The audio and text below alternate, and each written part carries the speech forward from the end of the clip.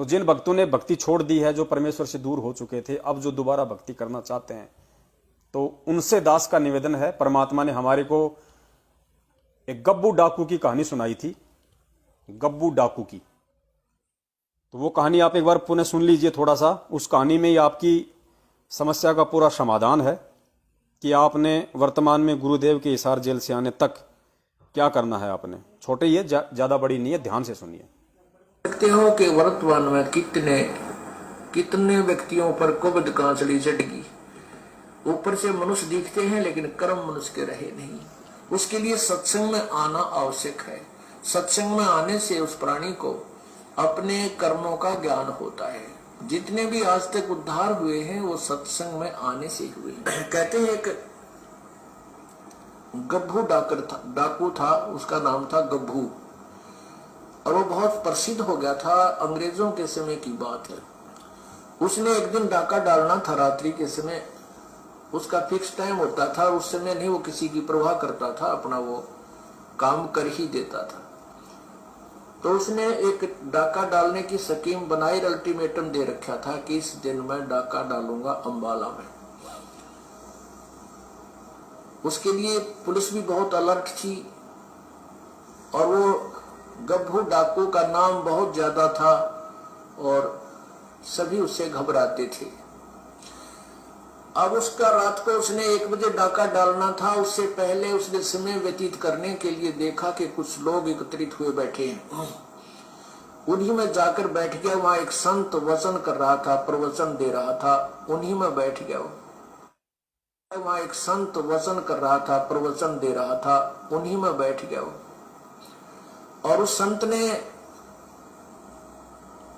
परमात्मा की महिमा का गुणगान किया, अच्छे और बुरे कर्मों का निर्णय दिया। उस डाकू को वह बात समझ में आ गई कि भी जो ये पाप मैं इकट्ठा कर रहा हूं, ये धन तो यही रह जाएगा और फिर मृत्यु के उपरांत जो पाप इकट्ठे किए हैं वो साथ चले जाएंगे। उसके बाद कुत्ता बनेगा, उसके कीड़े पड़ेंगे, खाज लगेगी, टांग टूटेगी, गर्मी में पड़ा रहेगा, सर्दी में रहेगा, गधा बनेगा, कोई दवाई औषधि को पूछने वाला नहीं होगा और जितने भी पाप कमाएगा प्राणी के साथ जाएगा। उस जीवन रहते उसका समाधान किया जा सकता है। संतों के पास जाकर अपना कल्याण करवाए और प्रायश्चित करे और पाप के पैसे को दान पुण्य करके अपना पीछा छुड़वाए। अब वो बात उस गब्बू डाकू के पक्की हृदय में बैठी, क्योंकि पुण्यात्मा अज्ञानवश ही बुरे कर्म करने लग जाती है और जिस दिन उनको ज्ञान होता है वो सूरवीर होते हैं, उसी दिन त्याग देते हैं सब बुराइयों को और वही परमात्मा को पाया करते हैं। जिन पे एक बीड़ी ना छूटती हो वो कितके के लिए तोड़ेगा बता। जिस पे एक बीड़ी नहीं छूटती वो ही नहीं, तो वो परमात्मा के नाम में जो बाधक है तो वो किसकी भक्ति करेगा। वो तो कमजोर आदमी है, वो पार हो ही नहीं सकता, उसने अपने विकार त्याग नहीं होंगे। तो ये होते सूरवीरों के काम। जब ज्ञान समझ में आ जाता तुरंत त्याग देते हैं और अपनी सत कमाई करने लग जाते। तो सत्संग जब वचन हो लिए तो साधु उसके बाद समझ में आ गई डाकू के। तो उसने अपने साथी जो आने थे समय पर वो सभी आए, अपने गोली बंदूक ले गए, घोड़े गाड़ों पर चढ़ के जहां उन्होंने इकट्ठा होना था वो डाकू वहां पहुंच गया गब्बू। उन डाकू अपने साथियों से कहा भाई आज के बाद, डाकू अपने साथियों से कहा भाई आज के बाद गब्बू डाके नहीं मारेगा और ना ही कोई बुराई करेगा। आज मैंने सत्संग सुन ली। ध्यान से सुनना इस कहानी को। उसको समझ में आने के बाद उसने कहा कि आज के बाद में गब्बू डाके नहीं डालेगा। जिस प्रकार आज आप लोगों को समझ में आ रहा है कि जो मर्यादा आपने तोड़ दी इन काल एजेंटों के संपर्क में रह के, कि आज के बाद हम वो गलतियां नहीं करेंगे जो गलतियां हम पहले कर चुके हैं इन लोगों के संपर्क में रह के। ठीक इसी प्रकार संत के सत्संग सुन के गब्बू को भी समझ में आ गया। फिर सुनिए आगे।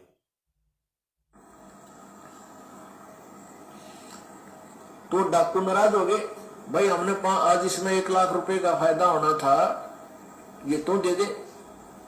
तो वो कहने लगा ठीक है भाई, मैं वो तुम्हें आज 1 लाख रुपए का जो हानि तुम्हें हो रही है वो जो मेरी पूंजी है उसमें से ले लो। और बाकी मैं अपने दान पुण्य करूंगा, पीछा छुटवाऊंगा। डाकू वापस चले गए।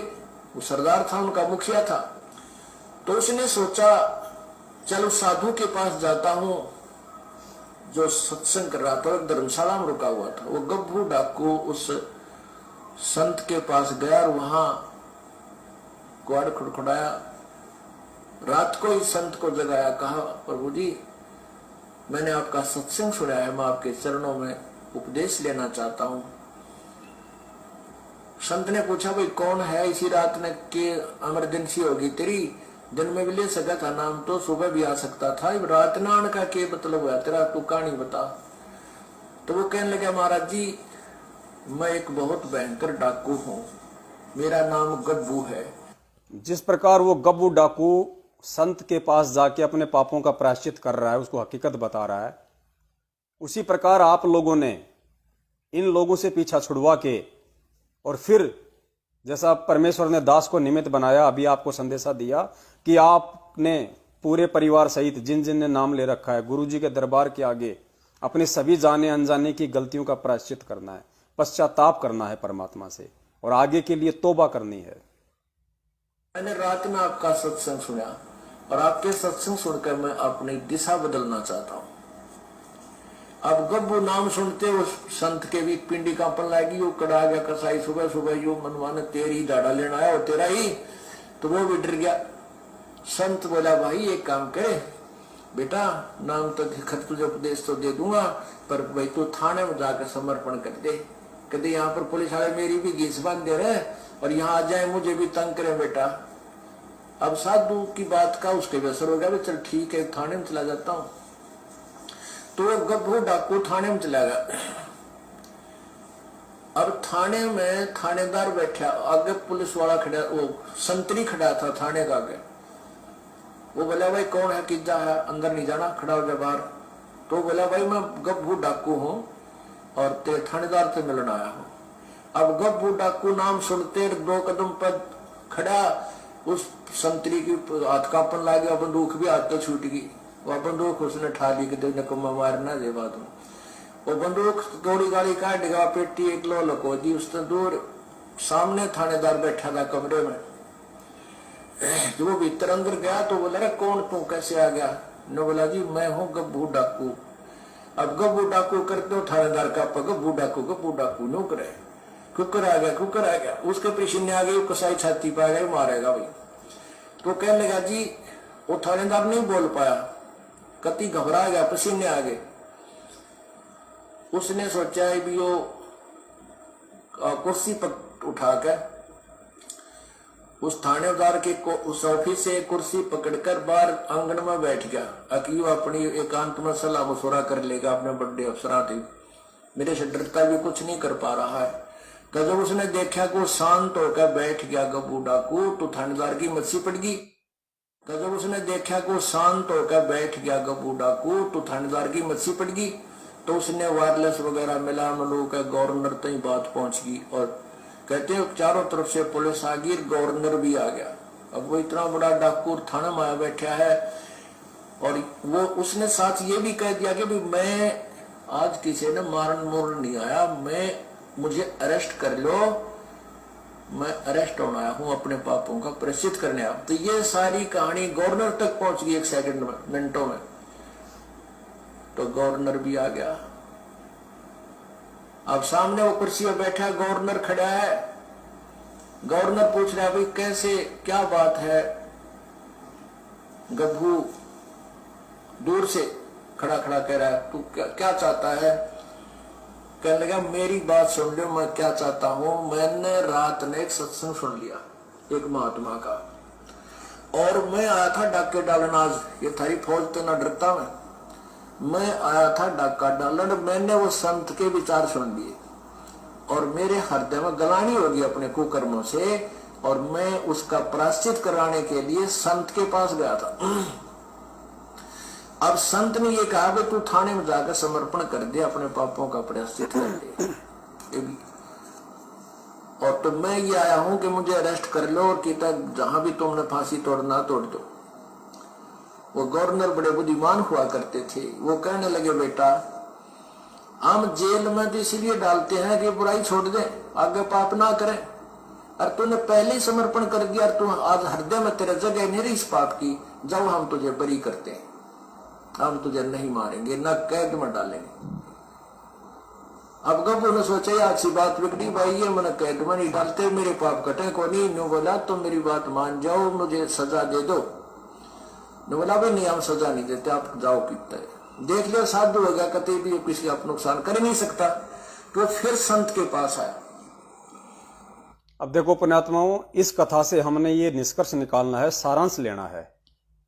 गब्बू डाकू जब थाने में चला गया अपने पापों का प्रायश्चित करने के लिए, और उधर से थानादार ने जब गवर्नर को, राज्यपाल को फोन किया, और राज्यपाल जब थाने में आया और उसने पूरी बात पूछी, तो गब्बू ने कहा कि जी मैंने एक संत के प्रवचन सुने हैं और मैं अपने पापों का प्रायश्चित करने के लिए आया हूं, और मैं आगे से कोई भी पाप नहीं करना चाहता।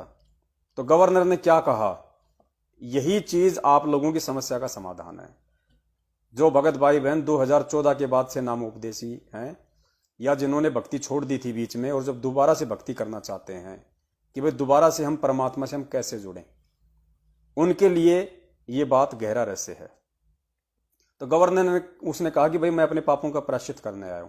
तो गवर्नर ने कहा कि नहीं, हम तुम्हें जेल में नहीं डालेंगे, क्योंकि जेल में हम उन लोगों को डालते हैं जो पापी होते हैं, जो दुष्ट होते हैं, जो अपराधी होते हैं। और तुमने आज अपने पापों का सत्संग सुन के प्रायश्चित कर लिया, तुझे अपने पापों से आत्मग्लानि हो गई, तो तुम्हें जेल में डालने का फायदा क्या? क्योंकि जेल में हम लोगों को इसलिए डालते हैं ताकि वो सुधरें, आगे से गलतियां ना करें। और तूने पहले ही गलतियां ना करने की प्रतिज्ञा कर ली, किसी भी प्रकार की मर्यादा ना तोड़ने की तूने प्रतिज्ञा कर ली, गलत लोगों का साथ देने की तूने प्रतिज्ञा कर ली, अच्छे कर्म करने की तूने प्रतिज्ञा कर ली। तो तुझे जेल में डाल के हम क्या करेंगे? हमारी तरफ से तू फ्री है, हमारी तरफ से तू फ्री। तो पुण्यात्माओं, जिस दिन आप, चाहे आपने किसी भी वजह से आपने नाम दीक्षा को बीच में छोड़ दिया, क्योंकि हम सब जीव हैं, गलतियां हमसे हो जाती हैं, हमें कोई भ्रमित भी कर सकता है, हमें कोई डरा भी सकता है। तो जो भी गलतियां हमसे हुई और हमने बीच में गुरुदेव की भक्ति छोड़ दी, और दोबारा से यदि हमें आज समझ में आ रहा है किसी भी माध्यम से कि वास्तव में हमारे को भक्ति करनी चाहिए, इस भक्ति के अलावा, इस संत के अलावा पृथ्वी पे अन्य कोई नहीं है जो हमारा मोक्ष कर दे, हमारा कल्याण कर दे, तो दोबारा आप जी का जुड़ने का ये ऑटोमेटिक सिस्टम है गुरुदेव की अनुपस्थिति में। गुरुजी हो साक्षात, जब तो हम गुरुदेव के सामने जाके हम उनसे प्रार्थना की भीख मांगे, हम उनसे विनती करें, अपनी गलतियों की समायाचना करें। लेकिन अब परमेश्वर शरीर रूप में आप और हमारे बीच में नहीं है, तो हमने परमेश्वर को अंतर्यामी मानना है, क्योंकि वो अंतर्यामी ही होते हैं, क्योंकि वो खुद कबीर परमेश्वर है। और हम संध्या आरती में रोज पढ़ते हैं कि अंतर्यामी एक आप आत्म के आधार, जो तुम छोड़ो हाथ तो मोई कौन उतारे पार। आत्मा से परमात्मा का संबंध है। गुरुदेव ने कहा कि मैं मन की बकवाद नहीं सुनता, मैं आत्मा की पुकार सुनता हूं। तो जिस दिन आपको अपनी उस गलती का पश्चाताप अपने आत्मा से हो जाएगा, जो भी गलती आपने की थी, जिस वजह से भी आपने ये सत्संग छोड़ा था, भक्ति छोड़ी थी बीच में, जिस दिन आपको अपनी उस गलती का एहसास हो गया, आपको पश्चाताप हुआ और वापस आप भक्ति करना शुरू चाहते हैं, तो परमेश्वर कहते हैं कि सुबह का भटका हुआ अगर शाम को घर वापस आ जाए तो वो भटका हुआ नहीं होता। वो कुछ समझा है, उसको कुछ ठोकर लगी है, तभी वो वापस आया है, आगे से वो गलती नहीं करेगा। तो इसी प्रकार जिस प्रकार उस गब्बू डाकू ने अपनी सारी गलतियों की समायाचना मांग ली, आगे से कोई भी गलती ना करने की उसने प्रतिज्ञा की, तो देखो उसको प्रशासन ने भी उसको माफ कर दिया, उसको छोड़ दिया, ये कहकर कि जेल में हम उन लोगों को डालते हैं जो गलतियां करते हैं, जो अपराधी होते हैं। और जो लोग अच्छे विचारों के हो जाते हैं, जो पहले ही किसी प्रकार के कुकर्म ना करने की प्रतिज्ञा कर चुके हैं, उनको जेल में डाल के हम क्या करेंगे, जो पहले ही अच्छा इंसान बन गया। तो पुण्यात्माओं, इसी प्रकार जिस दिन आप परमपिता परमेश्वर से वापस अपने जाने अनजाने की गलतियों की समायाचना करते हैं, क्योंकि मालिक आत्मा का साथी है, चीटी पायल बाजे पैर साहिब सुनता है सब लहर। परमात्मा हमारे मन की बात जानता है, वो आत्मा का साथी है। हमने शरीर से प्रार्थना नहीं करनी, हमने आत्मा से प्रार्थना करनी है, क्योंकि परमात्मा आत्मा को निकालने के लिए आया है। भक्ति हमने आत्मा से करनी है, आत्मा से करवानी है। शरीर तो खाली एक माध्यम है, एक निमित्त मात्र है। तो जब हम अपने पूज्य गुरुदेव जी से अपनी उन तमाम जाने अनजाने की गलतियों के लिए क्षमा याचना कर लेते हैं और आगे से कोई भी गलती या कोई भी मर्यादा ना तोड़ने की प्रतिज्ञा करते हैं, ऐसे कुपात्र लोगों के संपर्क में ना रहने की प्रतिज्ञा करते हैं, किसी भी कुपात्र को दान धर्म ना देने की हम प्रतिज्ञा करते हैं, गुरुदेव जी के सत्संग व ज्ञान रूपी आदेश को आधार बना के हम चलने का मानस बना लेते हैं और वापस उसी तरीके से भक्ति शुरू कर देते हैं जिस प्रकार नाम दीक्षा देते समय गुरु जी ने हमें बताया था। आरती कैसे करनी है, मंत्र कैसे करना है। तो उन सभी आत्माओं ने दोबारा से अपनी तमाम जाने अनजाने की गलतियों की समायाचना करते हुए अपने घर में वापस परमात्मा का उसी प्रकार से दरबार लगाओ और उसी प्रकार से परमपिता परमेश्वर को दंडोत करके तीनों समय की आरती शुरू करो, अपने मंत्र शुरू करो, परमात्मा का सत्संग सुनना शुरू करो और मर्यादा में रहिए, अच्छे भक्तों के संपर्क में रहिए, गुरुदेव जी के सत्संगों के संपर्क में रहिए। परमात्मा आत्मा का साथी है, तुरंत आपको स्वीकार कर लेगा। आपको कहीं भ्रमने भटकने की जरूरत नहीं है, ना किसी फर्जी नामदान केंद्र पे जाने की जरूरत है। गुरुदेव ने कितने सत्संग किए कि पहले के लोग जंगल में जाके भक्ति करते थे, तो गुरु जी ने क्या कहा कि भगवान कोई जानवर थोड़ी है जो किसी ने पेड़ के बांध रखा है जंगल में, जो तुम वहां जाओगे तो तुम्हारे को दर्शन देगा। परमात्मा तो कण कण में व्याप्त है। तो अगर भगवान है तो आपके घर में भी है। गुरु जी ने बताया अपने घर को आश्रम बनाओ। भाई आने वाले समय में कोई आश्रम नहीं होगा।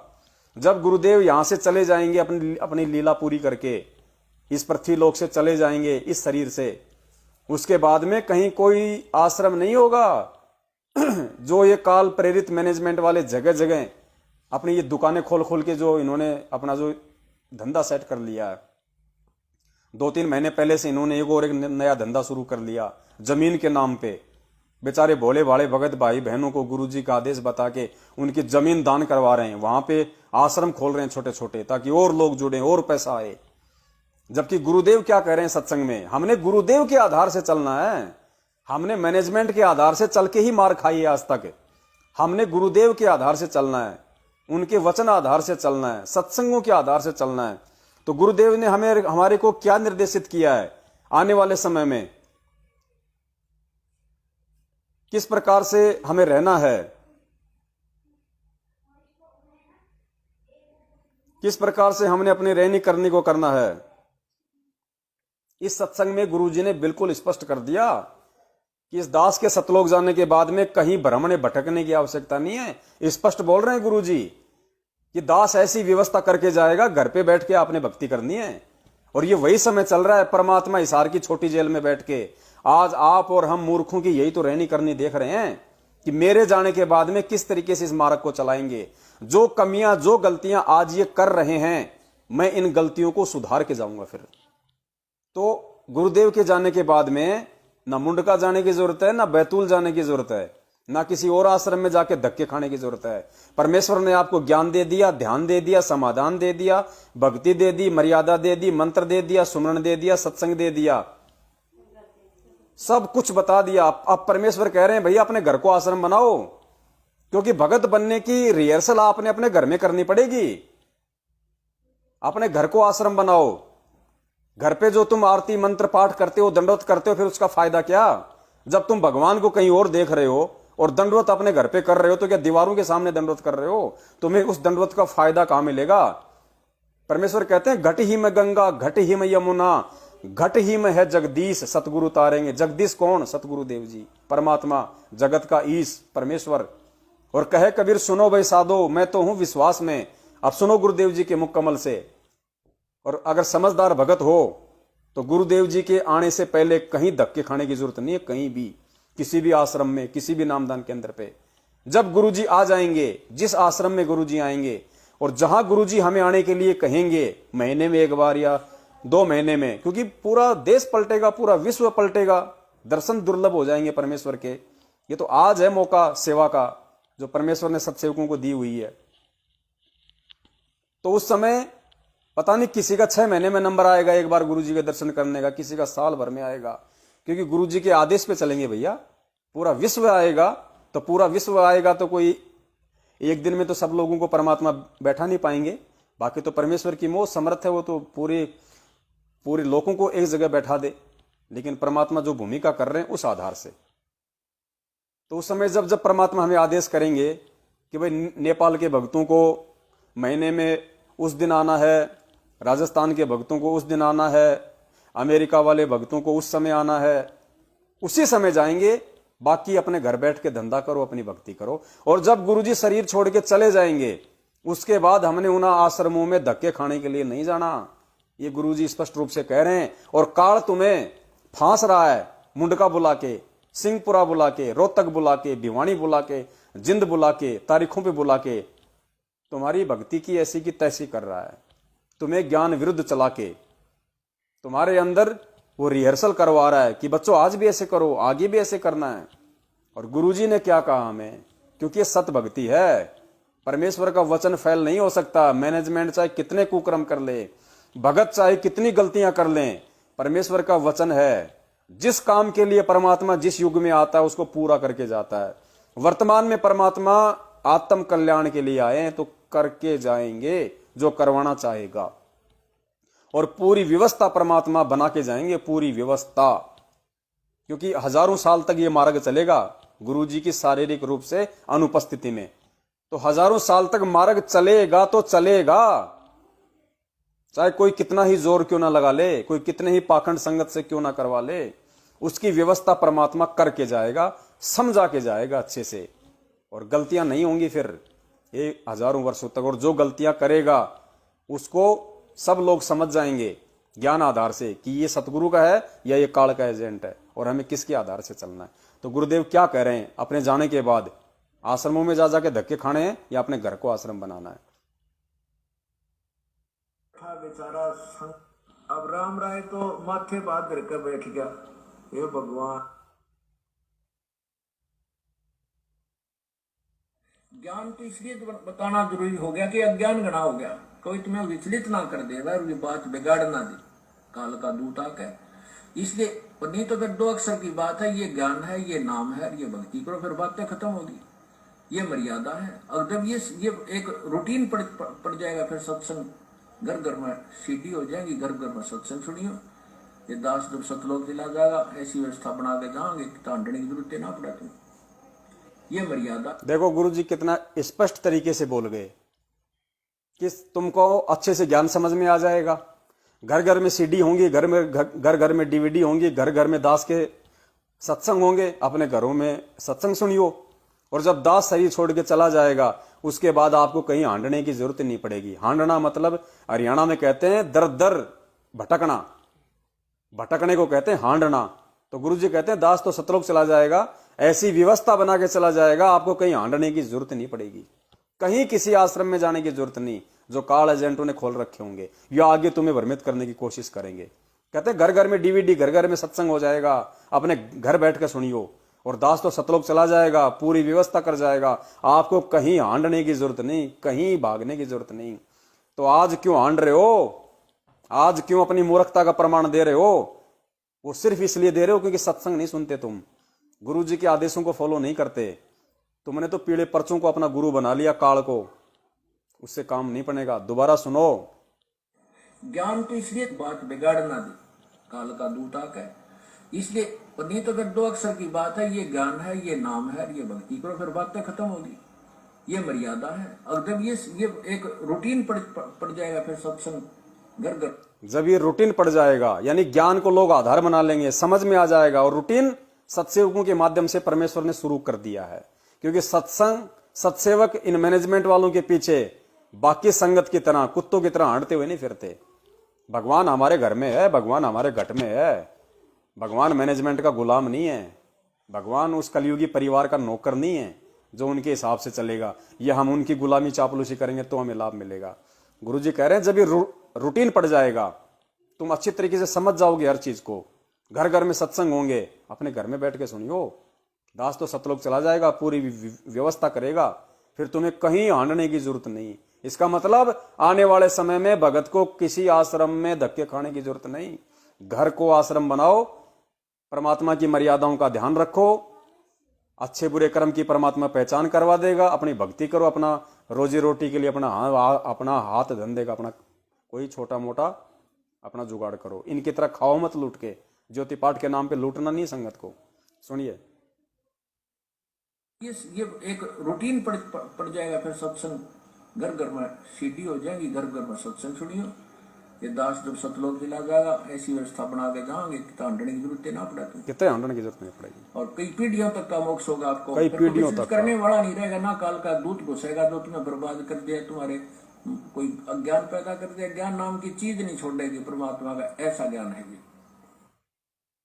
और सुनो एक बार दोबारा इसको ध्यान से, परमात्मा ने कितना बड़ा संकेत किया हुआ है, और हम लोग क्यों नादानी में धक्के खा रहे हैं यहाँ जा जाके।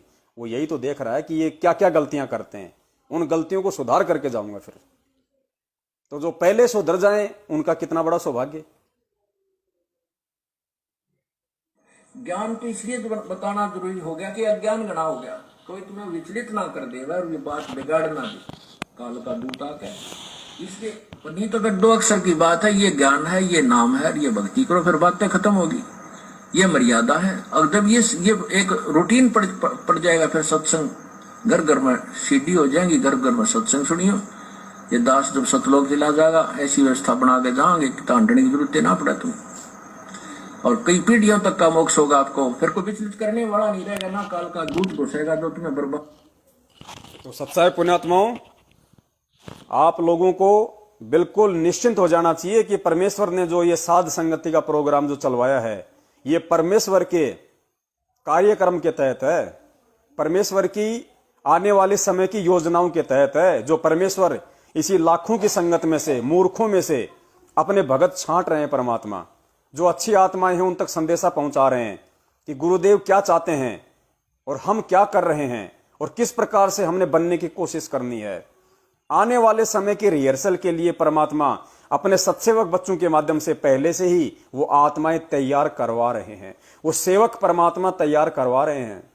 और ये आप सभी सत्सेवक भाई बहनों का बहुत बड़ा सौभाग्य होगा। गुरुदेव के आने के बाद में 90% सेवक और सेविकाएं परमेश्वर सत्सेवकों में से ही चुनेंगे।